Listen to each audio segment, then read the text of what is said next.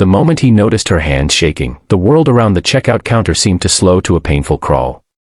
A can of baby formula hovered between the scanner and the counter, and the quiet hum of the supermarket lights felt unbearably loud. For a man who spent his life making million-dollar decisions without blinking, this small, fragile moment struck harder than any boardroom crisis ever had. Right there, beneath the sterile glow of fluorescent lights, a lonely CFO saw something that would crack open a heart he thought had gone numb years ago. Before the story continues, if you believe in kindness, second chances, and the quiet power of human compassion, please take a moment to like this video, share it with someone who needs hope today, leave a comment, and subscribe to Everyday Heroes. Your support helps stories like this reach hearts that need them most. He had stopped at the store on impulse, still wearing his tailored coat after a 12-hour day of meetings and spreadsheets. As chief financial officer of a powerful corporation, his life was measured in quarterly reports and polished presentations. His apartment was immaculate, silent, and painfully empty. Success had come early and abundantly, but somewhere along the climb, companionship had slipped away. His evenings were spent staring out at city lights, wondering when numbers had replaced meaning. That night, he had come to the store not out of necessity, but to escape the echo of his own thoughts. She stood ahead of him in line, her shoulders hunched as if the weight of the world rested there permanently. Her coat was worn thin at the elbows, and exhaustion clung to her like a second skin. In one arm, she cradled a baby wrapped in a faded pink blanket, the child's face round and innocent, unaware of the tension surrounding them. With her free hand, she pushed the can of formula toward the cashier, her eyes fixed downward, as though looking up might shatter the fragile control she had left. The total appeared on the screen, and something shifted in her posture. The color drained from her face as she fumbled through a small wallet, counting coins with trembling fingers. The line behind her grew restless, but she seemed trapped in her own private storm of panic and shame. When she realized she was short, her breath caught, and she slowly pulled the formula back, nodding as if apologizing to the air itself.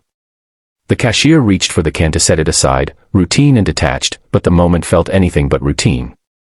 The CFO watched, frozen. He had reviewed balance sheets with figures that could fund entire neighborhoods, yet here was a mother unable to afford a single necessity for her child.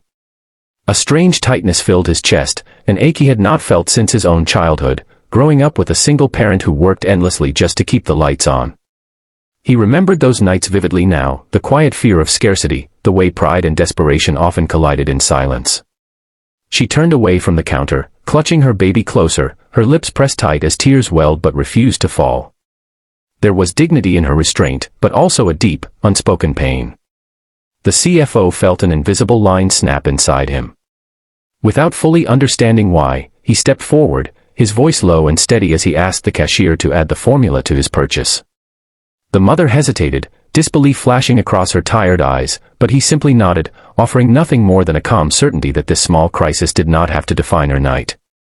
As they left the store, the air outside felt colder, sharper, as if the city itself was holding its breath. The mother paused, her gratitude evident in every careful movement, though she struggled to express it. She explained, haltingly and without drama, that she had lost her job months earlier after a childcare arrangement collapsed. The baby's father was not in the picture, and every day was a balancing act between rent, food, and survival. She was doing everything she could, she said, her voice steady despite the tears finally slipping free. The CFO listened, truly listened, in a way he realized he rarely did anymore. Her story was not unique, yet it felt monumental in its honesty. He offered to walk her to the bus stop, noticing how late it had become and how vulnerable the city could feel at night. As they stood together under the dim streetlight, he watched her gently adjust the baby's blanket, a simple act of love that seemed more valuable than any asset he had ever managed. That night, sleep did not come easily. The image of the returned formula replayed in his mind, haunting and persistent. He began to question the architecture of his own life, the walls he had built so carefully around his heart. The next morning, driven by a resolve he could not ignore, he used his influence to contact a local nonprofit supporting single parents. He learned about gaps in aid, about how easily people fell through them, and about how rarely someone noticed before it was too late. Within weeks, he had quietly set up a fund, initially small but growing, designed to provide emergency support for parents facing moments just like the one he had witnessed. He insisted on anonymity, not seeking praise but purpose. He also reached out to the mother again, offering assistance in finding stable childcare and connecting her with a job opportunity within a partner company, one that allowed flexible hours and dignity in work.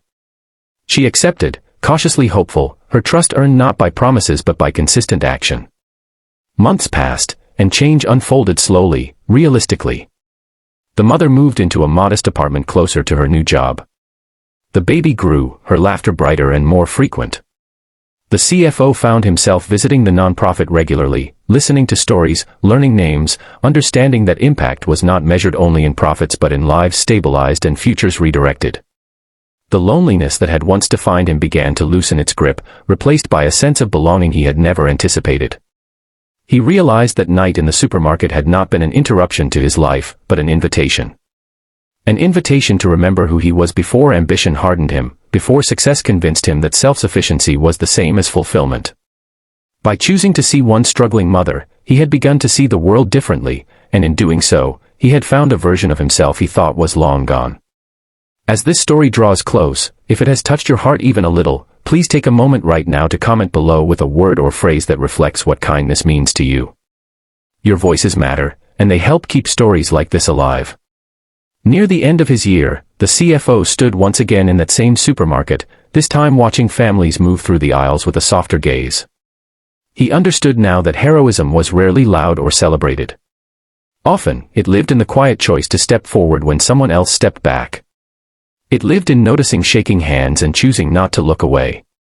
If this story moved you, inspired you, or reminded you of the good that still exists in the world, please like, share, and engage with this video. Your support helps everyday heroes continue sharing real, heart-touching stories that remind us all that a single moment of compassion can change everything.